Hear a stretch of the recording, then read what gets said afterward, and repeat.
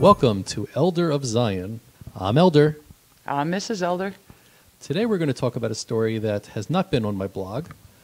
We're going to be talking about the front page of the Negotiation Affairs Department of the Palestinian Liberation Organization, their webpage. I saw something interesting when I went there, and it's actually been there since at least 2012. And I'm speaking about this map that's in the middle. What does it say? I don't know. Let's find out. It says Palestine. You can see it says Palestine. Everything else is very fuzzy. Is They're it? fairly low-res maps. You can't really see, but they're showing what looks like some ancient map of Palestine. Okay, so let's make it bigger and let's see what we got.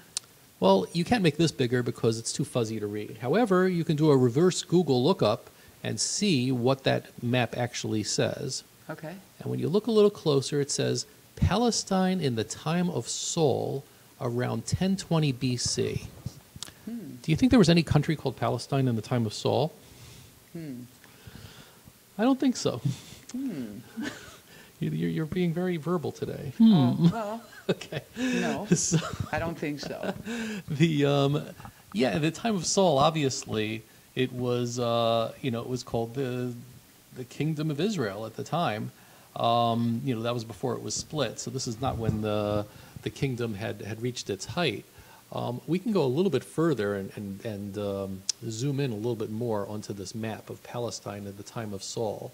Oh, that's getting better. Yeah, we can see everything over here. So it doesn't show everything. It shows everything, but the different colors mean different things. So, for example, over here you can see it says the Kingdom of Israel. Whoops, it didn't work here. The Kingdom of Israel is colored pink over here. Okay. But so other things you have you have green is the Philistines, and you have the white here, the Canaanites that had not yet been conquered. Okay. And there are some other places over here, Bashan and a few other things. Let's look at the pink. Let's look at the pink parts of it. Okay. The cities that are named over here. Show me. There's Tirzah. Shechem? Yeah, Shechem's interesting. Yeah. Shechem is very interesting because nowadays the world calls it Nablus. Mm-hmm.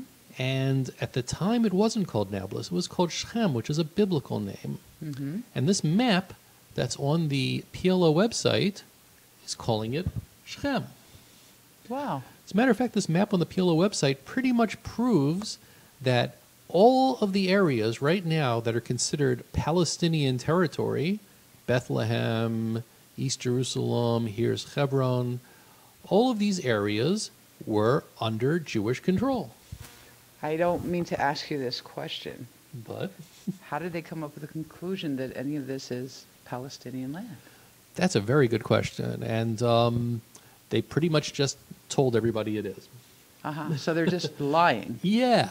All of this was clearly land that was under Jewish control, and that this map proves it, a map that's on the PLO page. As a matter of fact, part of it goes into Jordan, which was, of course, part of the Kingdom of Israel as well, when on both sides of the river, as anybody who has even a passing knowledge of biblical geography would know.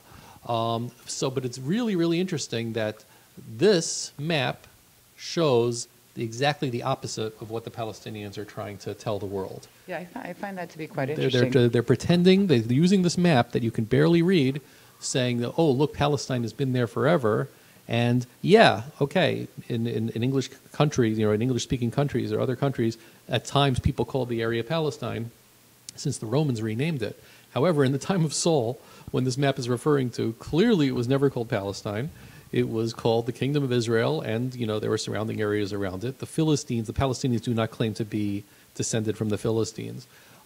Sometimes they pretend to be descended from the Canaanites.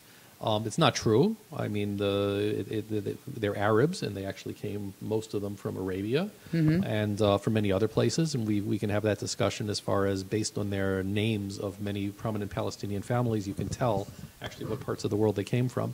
But the remarkable thing about this is that the PLO's own website shows a map that proves that Israel, as well as what's called the West Bank, Judea and Samaria, and including parts of Jordan, actually were under Jewish control way, way before anybody ever heard of Palestinians.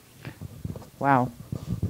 Well, Yep. I guess that we're going to have to keep propagating out this information and get it so that we take our land back. Yes.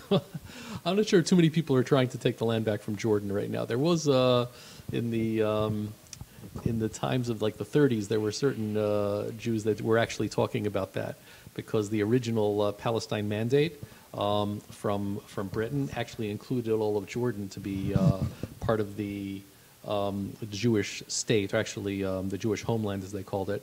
And then Britain split off Transjordan, what was called Transjordan at the time, the part that was on the other side of the Jordan River, to be the Arab state. So it was actually first partitioned that everything on the west side of the Jordan would be part of the Jewish state, everything on the east side would be part of the Arab state.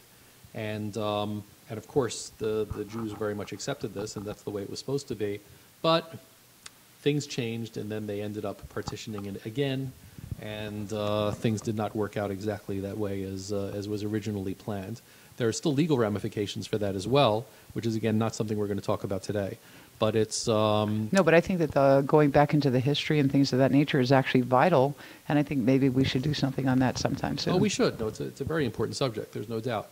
But for just, for the purposes of today's webcast, we just want to be able to show that even the PLO shows proof of that Jewish nation living in the land way before there were any Palestinians. What can I tell you? That's it for tonight. Thank you very much, and stay tuned, for we'll have more episodes of EoZ News.